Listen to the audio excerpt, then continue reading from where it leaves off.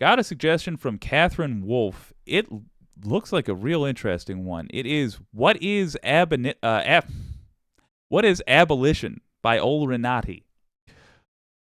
I am real curious about this because I've seen this channel a whole lot, and I don't remember if I actually watched it. It would probably help if I loaded that up, huh? But on Friday Peace Talks, we do take viewer suggestions and watch them raw. So it couldn't be a better a better moment.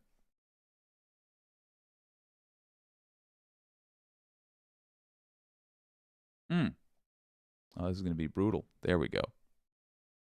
All right, Ol Renati, what is abolition?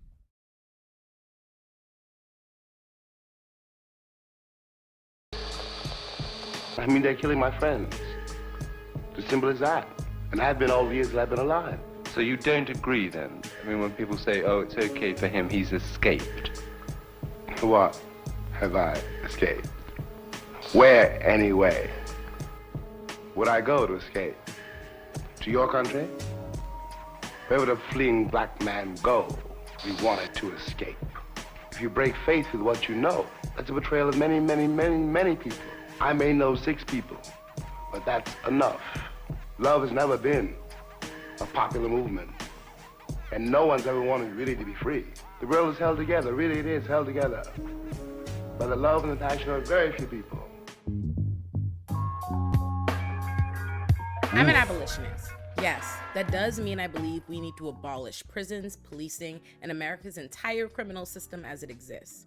But we recognize that the powers that be won't simply open up all the cells and close all the courts tomorrow, just as we recognize that we do not yet have the resources, the institutions, and the support systems in place to make that feasible. But we also recognize that mass incarceration is invested in ensuring that we never do, which is why the first thing you should know is that abolition is a vision for the future, a world where we've divested from police, courts, and prisons, because instead of pumping money into the criminalization of the most disenfranchised among us, we put that money into addressing the root causes of crime, like poverty, unemployment, poor housing, starved school systems, mental health issues, and more. We must reckon with what our criminal system is to understand why abolition isn't about depriving us of the means to stop crime or address harm. It's allowed. All right, so it's Peace Talks. Means we're going to talk about the peace. Straight out the gate, yes, it looks like she is now addressing what my objection is. All of what she said was well and good, except that we do require an ability for society to grab individuals who are destructive and separate them from society. That's needed.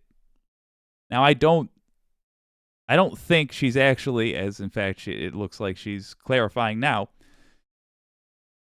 I don't think she's actually suggesting that we get rid of that ability.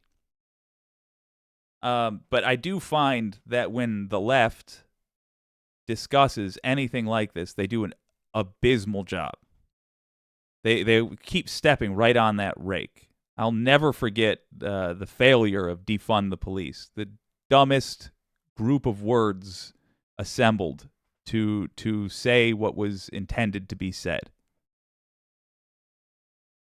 It makes people who are on the fence, it makes people who are potential converts to such ideas immediately say, just not even dislike the ideas, but simply say, okay, this isn't a serious person, I don't have to listen to this.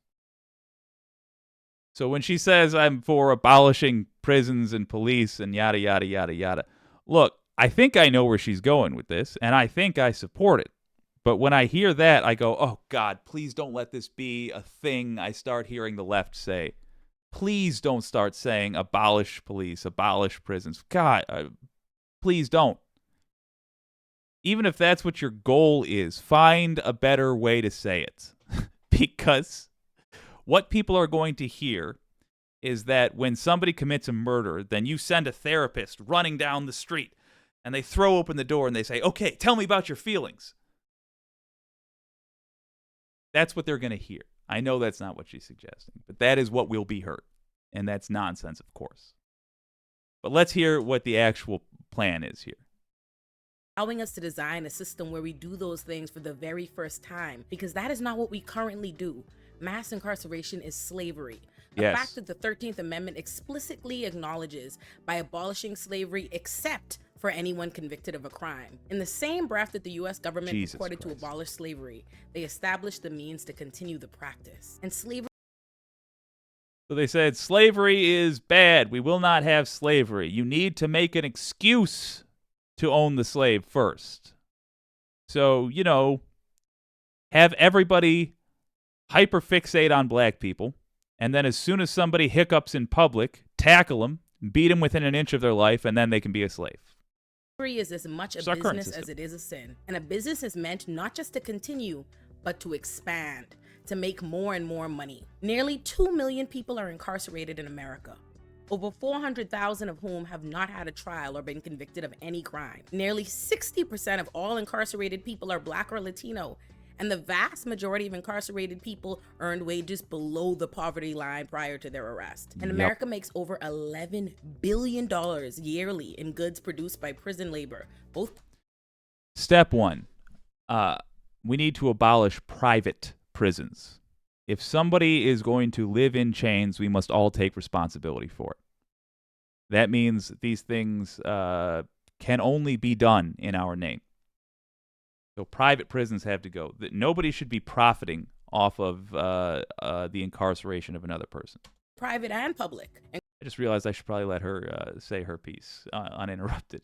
Side note, though, let me just say the way she is designing these videos, particularly for an ADD fellow like myself, is fantastic. I love it.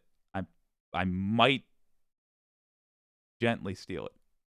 incarcerated and formerly incarcerated people owe at least $27.6 billion in fines and fees nationwide. Their families spend over $2.9 billion in commissaries each year, in addition to another $14.8 billion in costs associated with moving, eviction, and homelessness brought on by these cases. No system that is designed and maintained in furtherance of making money by subjugating and imprisoning specific populations for allegedly committing certain harms simultaneously intends to rid us of those harms and thus their means of production. So if slavery is a system of bondage where a person is treated as property, deprived of their freedom and personal liberty, and forced to perform labor for another's gain, mass incarceration is slavery. And it's making the rich richer and absolutely no one safer. But I understand that in spite of everything I'm going to say to you, if this is the first time you're hearing about abolition, or maybe you even know a little about it, it might seem impossible or crazy. And that's fair. The first time I heard about abolition, I was a junior in college being introduced to Our Prisons Obsolete by Angela Davis by my thesis advisor, and it sounded crazy to me too. But if you want to change someone's mind about something, the first thing you need to understand, what I believe my professor understood when she referred me to Angela Davis, instead of engaging how taken aback I was at the very concept of abolition, is that nobody ever abandons their entire worldview the first time it's challenged. It doesn't matter how many facts, stats, case studies, compelling narratives, or undeniable evidence you have on your side, people simply do not rip the foundation out from under themselves at the first indication that there may be cracks. By the way, that's a good thing. That is a good thing. And you can use that. This is why, so often on this channel, we say change is accomplished with light and constant pressure. It's light so that we can maintain it. It's also light so that it is not it's not fought against as with the full force of the opposition. But mostly it's so that we can maintain it. But it's constant. It's an eroding wave rather than a single swing of a wrecking ball. We'll take out a mountain eventually, but it is light and constant pressure. Or if you have the energy to maintain it, heavy and constant pressure. But, you know, trying to be practical here. People believe what they're taught, and rarely on their own do they have occasion to question what was presented to them as fundamental truths. The sky is blue, grass is green, cops are good, robbers are bad, justice is served when someone goes to jail. But just having it brought to my attention that we didn't always have or rely on prisons, combined with the realization that there are other countries that do not invest in punitive prison systems and instead invest in genuinely care-based, community-based, rehabilitative models, immediately shifted my world. Just learning that it was possible to have a society without prisons instantly diminished how radical the mere suggestion. I think I know what she's going to say now. I'm almost positive. And I really want her to change the way she says it. She's talking about punitive prisons. I think she's going to talk about prisons that are rehabilitative. And that's neat. But saying get rid of prisons, you're saying get rid of the area where we hold dangerous people. And look, I can see she's going to address this. Neat. Why? Why are you building this into our vocabulary? Why are you repeating the phrase get rid of prisons? That's such a harmful thing. That is such bad positioning. Terrible positioning. The politics of this does matter. And if you cannot hook somebody, this is a huge problem lefties have. Lefties actually care about what is right. They actually care about getting to a real solution, which means we're used to having long, complicated, annoying conversations, which we enjoy. We enjoy that because we're interested in what each other has to say. We're interested in learning a little bit. Most people are not. Most people, even if they vote left, are not really, truly that interested in talking about this stuff. So if you come at somebody with a phrase that says abolish prisons, what they hear is abolish the areas where we hold dangerous people. And that is, it's going nowhere from there. Terrible, terrible piece of politics. Again, I don't think right what she's doing here is designed to go out to the mass voting populace. It's designed for people like you and me. Okay, neat. But you and I shouldn't be learning phrases like that. Because when you get nervous, when you're on the spot, what's going to bubble up are just the phrases you're really used to hearing. You're going to fall back on the things you're sure of. So quit putting that dumbass phrase in people's heads. It's a bad phrase. It will not accomplish the thing you want to accomplish. It works against it. And sounds like I want you to be successful. So knock it off, lady who can't hear me right now. Had seemed to me, because up until that point, I'd never Also, this is not the lady I thought it was, but I like her. Noticed that because I was born into a world with prisons, I thought they were as natural to earth as dirt, water, and air, rather than the man-made institutions that they are. But before we can understand how we get to abolition and why it's necessary, we first must understand why mass incarceration and prisons aren't, and exactly what they're meant to accomplish. When you say you want to abolish the prison industrial complex, or more specifically, policing in prisons, one of the first things people ask you is how then will we stop crime? And the premise that underlines that question, that our existing system does this, is wrong. Because No, it is not how will we stop crime. Sorry, let me go back a little bit. It is not how will we stop crime.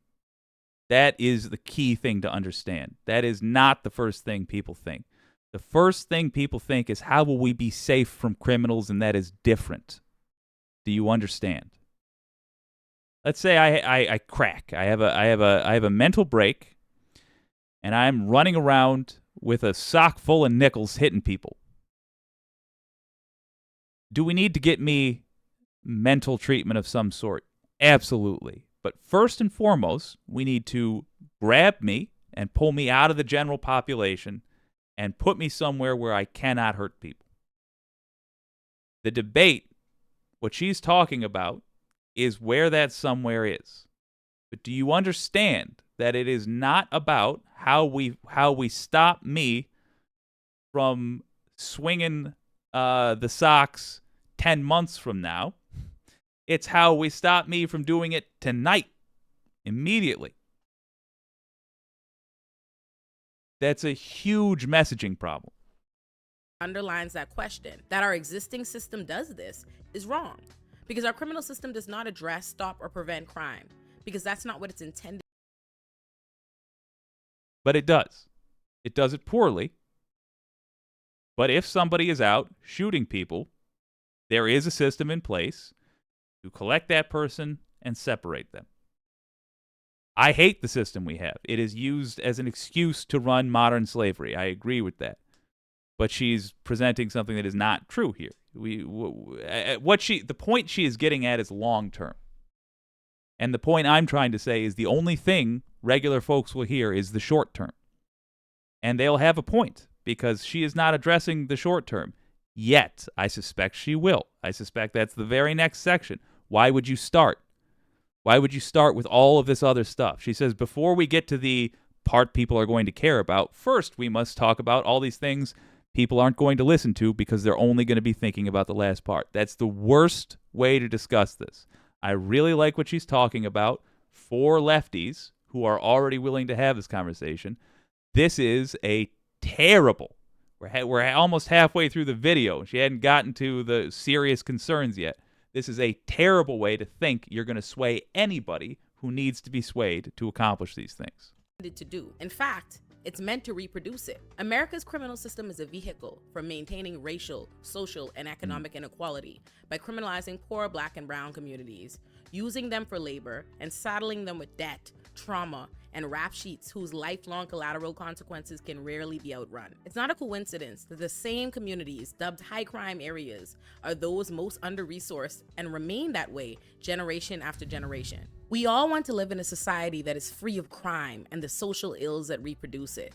But continuing to invest in policing and mass incarceration of communities whose well-being we've never invested in only takes us further and further away from that goal. In America, the police killed at least 1,195 people in 2020 that we know of, and they've already killed 320 people this year. Black people were 26% of people killed by police in 2022, despite being only 13% of the population. According to the Vera Institute of Justice, police arrest someone every 3 seconds in this country. Yet, a 2020 review from University of Utah professor Shima Bergholm found that police solve just 2% of all major crimes. But the United States has the highest incarceration rate in the world and spends an estimated $300 billion yearly on policing and prisons, a figure that has continued to skyrocket despite record drops in crime. Yet, political leaders in the media continue to sensationalize and manufacture crime waves to scare the public into feeling unsafe, no matter how divorced that feeling is from reality,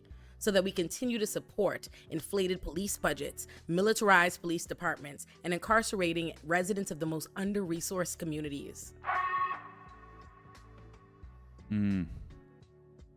Still, people ask...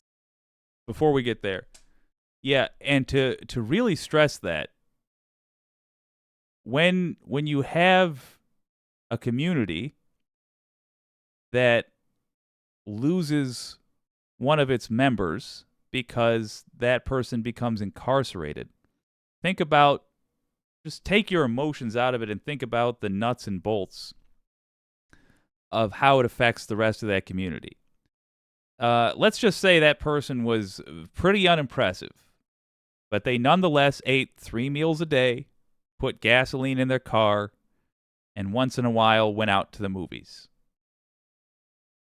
That piece of the economy is gone now. So when you have Black people being arrested at a higher rate than white people, I'll tell you, a Black dollar stays in the Black community, like a dollar generated by a Black person, a Black person owned dollar, stays in the Black community only for, I think it's 18 hours before it eventually changes hands and goes to a white person, or just literally a person of a different race. And that becomes instantaneous when you are transferring your money to your relative in the commissary, owned by white slavers. So it's even worse somehow than she has said here, although she's making a fine point of it. I'm just saying, underlining the issue here. She's completely correct. Abolitionists, what will we do about the rapists and the murderers without prisons? First, yes. It's worth noting that more than 80% of arrests nationwide are for misdemeanors. Again, Why are you taking time to avoid the important question? Seriously, this is maddening to me. This is one of the issues I care most about on the earth. And every time I hear people talking about this, it's like they're anxious to F it up. It's like they cannot wait to approach this incorrectly. Why are you starting with the stuff that people have to sit through to get to what you want to talk about? No one, not one person who could be swayed will be swayed by watching this, because they have to get through 7 minutes and 24 seconds before you get to the main point. What you call it, the name of the thing, should address the main point. It should eliminate the main point. And the fact that you've not only gone with something that makes people nervous about the fact that murderers and rapists are going to be running around, that's bad. And it's worse. It makes me worry that you don't have an answer, and I bet you do, but I get more and more worried the longer you delay. It's worse that you are trying. You're making a game of not addressing the main point. Start with addressing the main point, please.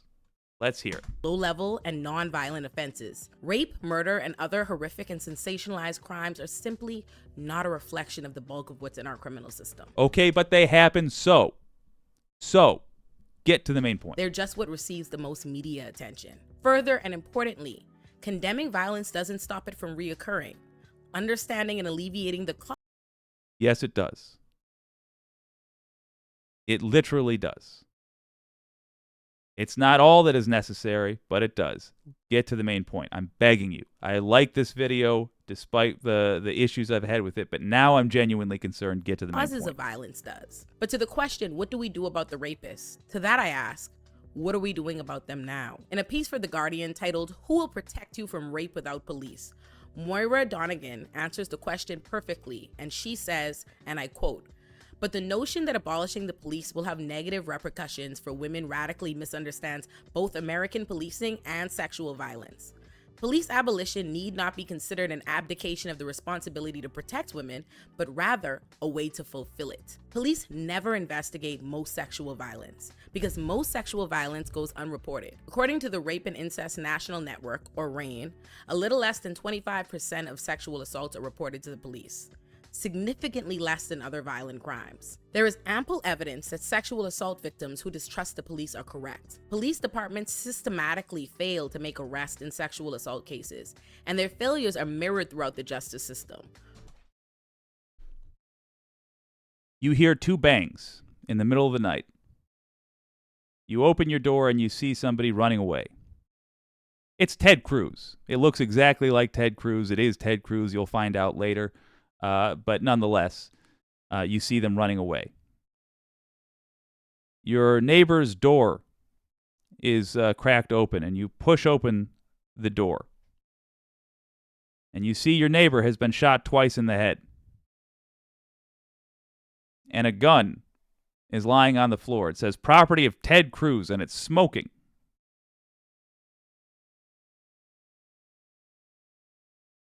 What do? You go back to bed? No, you call the police. There has been a murder. Police investigate and go get that person. But wait, Jake, you might be saying, wait a minute, Jake. She's not suggesting stop.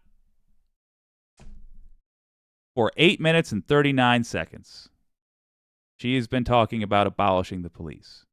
She has yet to address, in this 13-minute, 27-second video, she has yet to address what you do with that scenario. That is the scenario everybody is thinking about. Now she's saying, oh, but wait, approximately 40% and actually in domestic, who gives a shit?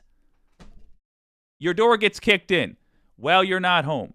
Your child is, what's the worst thing that could happen? They're raped and they're killed. I literally wrote about somebody that happened to, by the way.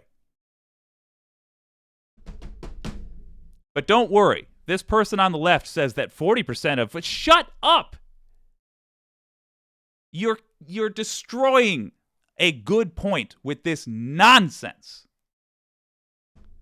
I'm almost as mad at this, at bad pitches for left ideas, as I am at any pitch for insane right ideas. Get to the point, please. According I'm to begging Rain, you. only 4.6% of sexual assaults ever lead to arrest. Don't care. 4.6. And only 0.9% are ever referred by police to prosecutors. Irrelevant. Conviction rates are also lower than for other violent crimes. Don't in care. part because of police mishandling the sexual assault Tell us cases. what your Then answer there's is for this dealing with troubling this fact. stuff. The police themselves are often perpetrators of gender violence, and they police Okay. house at least Going 40% of the general population. What are you going to do about this? But outright duplicity counting rapes in its public reported rapes in New York. Latest sexual assault case. 1,000 untested rape kits in their collect. Top of officers lost their badges in a 6-year period for or sexual misconduct. A 2003 national study by the police conduct involved this neither. What Abolition do you do is about about preventing harm and the fundamental recognition that what we're doing now doesn't do that because Jesus it's not meant to. Christ. Instead, it makes matters worse because it's meant to. Even if we believe that there are just bad, poor people doing violent things, what is solved by locking those people in a box and making them spend every waking moment defending themselves from violence, sexual assault, and other abuses, all while trying to survive the psychological abuses of incarceration? If we also saddle them with fines and criminal convictions that prevent them from ever leaving poverty or the circumstances that led them to prison, not only have we done nothing to address the violent crime that's been condemned, we've given them every reason to act violently in the future. Then those people are released and sent back into the Okay. I must not understand this. Because here's the thing. For her to have made all the points she's made, which I wholeheartedly agree with, she must know more than me. In fact, I dare say, just based on her talking about her college background, on paper she can demonstrate that she knows more than me. But I go out of my way to tell you guys, your old pal Jake's a bit of a dummy. Real good with people, but I'm you can be a good dog but still be a dumb dog. I'm like a Labrador. I ain't no border collie, but I'll go get the stick when you throw it. I've missed something here. But nothing that she is saying, and this is Peace Talks, we're talking about the peace itself. Nothing that she is saying is of value. Why? You cannot sway anybody with this. She's doing the same mistake I have seen done again and again. I get so mad about this because I do this. This is my mistake as well. It's personal for me because I make this mistake. And it makes me crazy when I realize I've done it. And it breaks my heart to see somebody put all this work into this video for nothing, to accomplish nothing, because she's not talking about the core concern. Safety. Okay, long term, yes, this is a better way to run a system, it sounds like. Except there will still be some people who are just bad, who just need to be arrested. I'm going to look at what the wicked community has to say. My vote right now is to not watch anymore. It's to make a point of it. To demonstrate that we can't, this is not how we sway people. But let's see what the wicked community has to say. Hold up. See what you guys want to do with this. Mars Falcon, the state, if only the prison operators have vested interests in fewer prisons, as it means less tax dollars. Yes, they may begin rethinking 5 years for an ounce of weed and other nonsense. Yes. Jim Green says Mars gets it 100%. Dean Oldfield says change the verbiage. Yes, truly, it's just changing how we talk about this stuff. Jim Green says the community on a whole feels like non-persons. I've read that wrong. Patrick Kibido says, don't read me statistics. I have statistics. Exactly. Dean Oldfield says, I feel your anxiety, Jake. Yeah, it's because it's really important. And even worse, it's because she's right. She's right about this stuff. But we need to address that main core part. And if we don't begin by addressing that, then there's just no point. Zick says, well, that's politics in general these days. Lots of problem identification, very few specific solutions. Exactly. I think that's a reason I liked Elizabeth Warren. Same. She was trying. I didn't even agree with a lot of her proposed solutions, but she proposed solutions, and that I agreed with. You have more patience, says Zix, with this video than I would. All right, good. It felt like it was dragging a bit. Mars Falcon, all abolitionists, please front load your case. Thank you. You've said it in one paragraph. It took me ranting for 10 minutes. All abolitionists, please front load your case, making opportunity with what society does with serial killers, rapists, child molesters, etc. I am 100% behind massive reform. Just toss an ally a bone. Exactly. Dean Oldfield says a righty wouldn't even understand most of what she says. Completely true. Dawned on me. She just said to ignore rapists because they're not in prison, according to her. Garbage. Yeah. I would like to see if she gets to a solid solution, says Wireless Mike. Zix using his head here. Catherine, I want to know, does she ever get to a point? How much of this do we have? Let's see.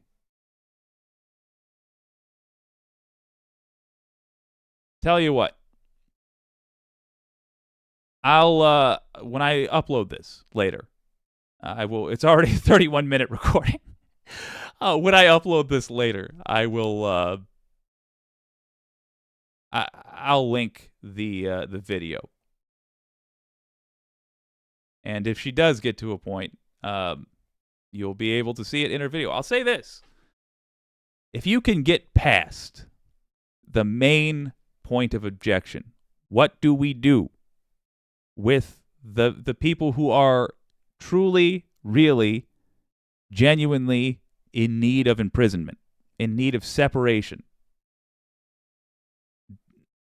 Then the rest of that stuff becomes very relevant.